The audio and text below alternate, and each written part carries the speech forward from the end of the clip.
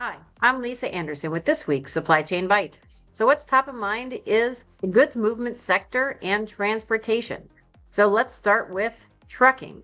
There is a tightening of capacity. So supply is decreasing and demand is staying level and increasing.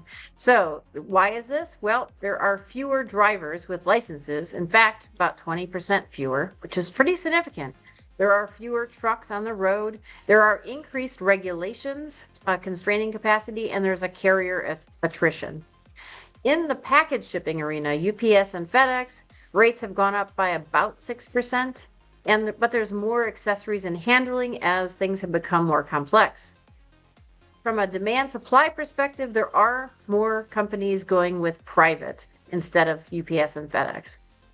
Ocean freight. Supply is definitely outstripping demand with a record number of ocean carrier ships on order.